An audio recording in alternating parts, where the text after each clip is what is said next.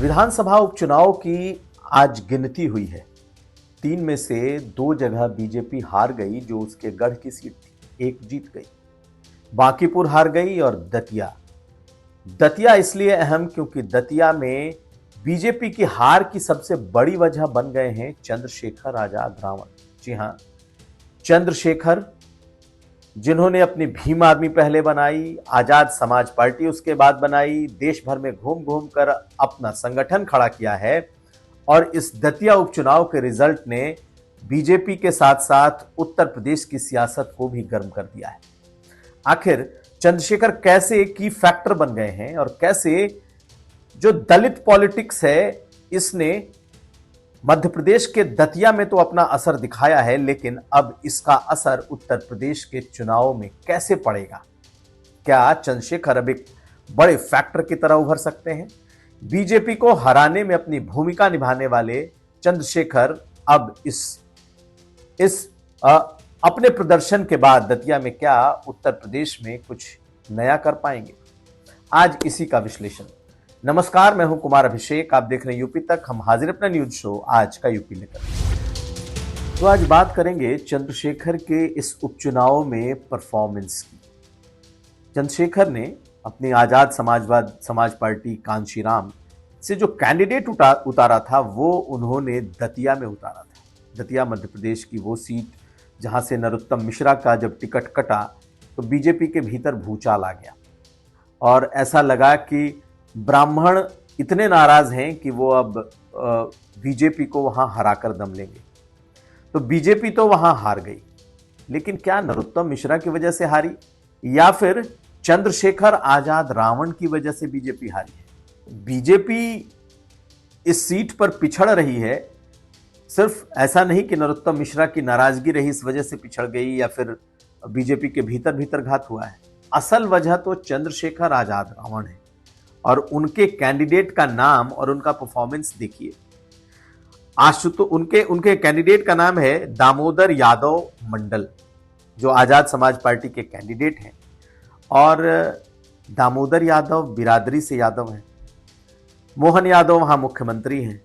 लेकिन अगर आप देखेंगे तो जब तक फाइनल अनाउंसमेंट नहीं हुआ है, तब तक, जब मैं इस वीडियो को रिकॉर्ड कर रहा हूं, तब तक वो 20,000 से ज्यादा वोट पा चुके हैं। तकरीबन 21,000 के आसपास वोट उन्हें मिल चुका है। और बीजेपी जो पिछड़ रही है वो लगभग 11,500 12,000 वोटों से पीछे है। तो नरोत्तम मिश्रा को चाहे कोई कितना भी ब्लेम कर ले दतिया की सीट को लेके, लेकिन असल खिलाड़ी तो चंद्रशेखर आजाद निकले हैं, जिनकी वजह से कह लें तो बीजेपी हारती हुई दिख रही है। कांग्रेस पार्टी का हो सकता है ये कहना हो कि हम और ज्यादा मार्जिन से जीतते, क्योंकि इसमें जो दलित हैं उन्होंने जो आजाद समाज पार्टी को वोट दिया वो तो हमारे वोटर हैं। उसी तरीके से बीजेपी कह सकती है कि यादव हमारे साथ हैं, क्योंकि मोहन यादव मुख्यमंत्री हैं और यहाँ का परंपरागत यादव वोट बीजेपी को वोट करता रहा है। लेकिन चंद्रशेखर ने दिमाग लगाया। ये सही है कि आप सिर्फ उन्हें उत्तर प्रदेश के परिप्रेक्ष्य में अब चंद्रशेखर को नहीं देख सकते। पिछले कुछ सालों में चंद्रशेखर जो पूरे देश में मेहनत की है, खास करके उत्तर प्रदेश, मध्य प्रदेश, हरियाणा, पंजाब, दिल्ली, इसमें आज के इस फैसले ने तो चौंका दिया है। अब चंद्रशेखर की उनकी पार्टी हार रही है, लेकिन उस हार में भी उनकी एक बड़ी जीत छुपी हुई है, क्योंकि उनकी वजह से बीजेपी हारी है। ये अब जब एनालिसिस की जाएगी इसकी, जब इसका पूरी समीक्षा होगी, तो ये दिखेगा कि चंद्रशेखर कितने बड़े फैक्टर बनकर उभरे हैं।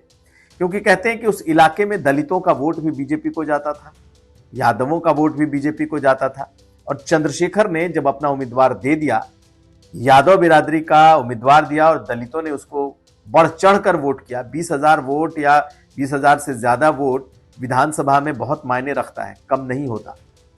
और दतिया उपचुनाव में इतने वोट ला करके चंद्रशेखर ने मध्य प्रदेश में अपना प्रेजेंस तो दिखाई दिया। अपनी पार्टी का संगठन और अपना सामाजिक संगठन का आधार भी उन्होंने दिखाया है। लेकिन सबसे बड़ी बात यह कि उनके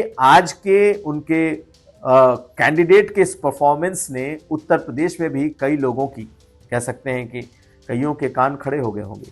आखिर चंद्रशेखर ने ये कर क्या दिया?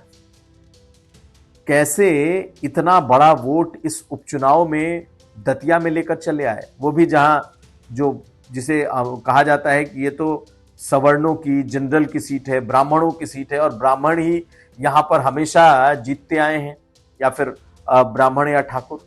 लेकिन वहां पर जब चंद्रशेखर खड़े हुए तो चंद्रशेखर ने जो बसपा का पुराना कोर वोट रहा है, जो जाटो वोट रहा है वहां पर, जो रविदासियों का वोट रहा है और उसमें यादवों का वोट, प्लस कहते हैं कुछ मुसलमानों का भी वोट, जो चंद्रशेखर मीम और भीम की सियासत कर रहे हैं।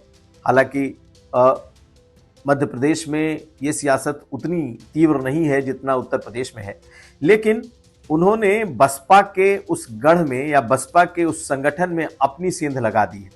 कभी इन इलाकों में बसपा को अच्छा वोट आया करता था, और अब जब चंद्रशेखर एक युवा और नए चेहरे के तौर पर नए पार्टी को लेकर के अपनी नई पार्टी बनाकर सामने आए हैं, तो एक बड़ा वोट बैंक जो पुराना बसपा का बसपाई वोट बैंक था, जो वामसेफ का या फिर जो मिशनरियों का वोट था बसपा के, वो तमाम चंद्रशेखर के साथ आते दिखाई दिए हैं।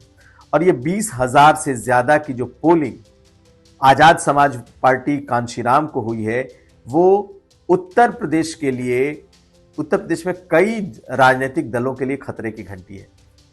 यहां से बाकी चर्चा चलती रहेगी कि बीजेपी हारी, बीजेपी जीती, बीजेपी का क्या होगा, लेकिन चाहे समाजवादी पार्टी हो, चाहे कांग्रेस पार्टी हो, चाहे ऑल इंडिया एमआईएम हो या बसपा हो, सबकी नजरें अब चंद्रशेखर के इस दतिया के परफॉर्मेंस पर टिकेंगी। चंद्रशेखर ने अब से कुछ दिन पहले, 2-3 दिन पहले, अपने 45 कैंडिडेट का उन्होंने ऐलान किया है। उत्तर प्रदेश के 45 उम्मीदवारों का उन्होंने एक तरीके से ऐलान कर दिया है, प्रभारियों का ऐलान किया, वही कैंडिडेट होंगे। और आज उनका दतिया में ये परफॉर्मेंस। अब पश्चिमी उत्तर प्रदेश से लेकर जितने भी उत्तर प्रदेश के दूसरे भूभाग हैं, सब में इस बात की चर्चा निकल पड़ेगी कि चंद्रशेखर क्या सचमुच इतने मजबूत हो गए हैं कि वो एक विधानसभा में 20,000 तक वोट ले आए। और अगर दतिया जहां पर कहते हैं कि अभी आजाद समाज पार्टी का बहुत बड़ा कोई बहुत बड़ा संगठन या बहुत बड़ी पार्टी के तौर पर नहीं है, तो अगर उत्तर प्रदेश के अलग अलग इलाकों में चंद्रशेखर के कैंडिडेट इस तरीके से वोट लेकर आने लगे, 20,000 से ज्यादा, तो किन किन पार्टियों का समीकरण बिगाड़ेंगे, ये तो फिर समझ से परे हो जाएगा। कह रहे हैं कि चंद्रशेखर इस वक्त दोधारी तलवार है, किसे काटेंगे मालूम नहीं। दतिया में तो बीजेपी वाले, कांग्रेस कह रही है कि भाई उन्होंने हमारा वोट लिया, नहीं तो हम तो इससे ज्यादा और बड़ी मार्जिन से जीतते। लेकिन बीजेपी को असल नुकसान पहुंचा है, तो क्या उत्तर प्रदेश में भी वो सिर्फ बीजेपी को नुकसान पहुंचेगा? 45 सीट उन्होंने अपनी ऐलान करके ये तो तय कर दिया कि वो अब अकेले लड़ने के मूड में हैं। लेकिन अकेले की लड़ाई इस तरीके से मजबूत होती जाएगी, ये शायद ही किसी ने इसकी कल्पना की हो। तो चंद्रशेखर का दतिया का ये परफॉर्मेंस उत्तर प्रदेश में कईयों की नींद हराम कर सकता है, ये बिल्कुल साफ दिखाई दे रहा है। 45 सीटें उन्होंने जारी कर दिए हैं, जिसमें कई बड़े चेहरे हैं, पुराने चेहरे हैं, जिनके पास अपना वोट बैंक भी है। और चंद्रशेखर की अब पूरी कोशिश है कि बसपा जैसे जैसे जहां जहां कमजोर होगी, चंद्रशेखर वहां वहां मजबूत होंगे। क्योंकि एक बहुत बड़ा जाटो बिरादरी का, बसपा मिशनरी से जो लोग जुड़े रहे हैं, वामसेफ का ऐसा वोटर वर्ग है, वो पहले बसपा को वोट करता है। अगर बसपा मजबूत नहीं हुई तो वो चंद्रशेखर के साथ चला जाएगा। और ये बीएसपी सुप्रीमो मायावती के लिए भी उतनी ही बड़ी खतरे की घंटी है कि दतिया में तो चंद्रशेखर का परफॉर्मेंस दिखने लगा है, क्या उत्तर प्रदेश में दिखेगा? दूसरी पार्टियों को जितना काटेंगे, किसी को हराएंगे, किसी को जिताएंगे, खुद भी जीतेंगे, लेकिन असल नुकसान तो बसपा का करेंगे। कि अगर इसी तरीके से वो वोट काटते रहे तो बसपा का तो वोट ले जाएंगे। और ये बीएसपी के लिए भी खतरे की घंटी अब पूरी तरीके से बच जाएगी, इसमें कहीं कोई दो राय नहीं है। उधर मायावती अब तक आगे क्या करेंगी, इस पर कुछ भी क्लैरिटी दिखाई नहीं देती। आखिर बार बार अपने लोगों को निकाल देना, फिर पार्टी में ले लेना। अशोक सिद्धार्थ जो कि आकाश आनंद के ससुर भी हैं, पार्टी में बहुत पुराने नेता, बहुत बड़े बड़े पदों पर रहे, ऐसे चेहरे को बार बार निकाल करके बाहर कर देना और फिर दोबारा से ले लेना, फिर बाहर कर देना, ये दिखा रहा है कि कुछ ना कुछ तो गड़बड़ है। और या तो मायावती के इर्द गिर्द जो लोग हैं, या तो उनका फीडबैक का सिस्टम खराब है, या फिर मायावती को जो जानकारी दी जा रही है, मायावती आंख मूंद कर विश्वास करती है। क्या सचमुच उनकी पार्टी के भीतर इतना बड़ा, पार्टी के में इतना बड़ा कोई किसी कोई विद्रोही बैठा है कि उसकी बातचीत से पूरी पार्टी ध्वस्त हो रही है, इसलिए बार बार निकाला जा रहा है? ये बसपा के भीतर एक ट्रेंड सा मच गया है, चल गया है। कौन किसके कान भरता है, कहां से बातें मायावती तक जाती हैं और अचानक से कोई ना कोई शख्स निकाल दिया जाता है। और शायद यही वजह है कि आज बसपा इस हालत में पहुंच गई है। लेकिन आकाश आनंद मायावती के साथ बिल्कुल सेम पेज पर दिखाई दे रहे हैं। कुछ वक्त पहले आकाश आनंद ने यह साफ कर दिया था कि अब उनके लिए अपना परिवार नहीं, बहन जी ही सब कुछ है।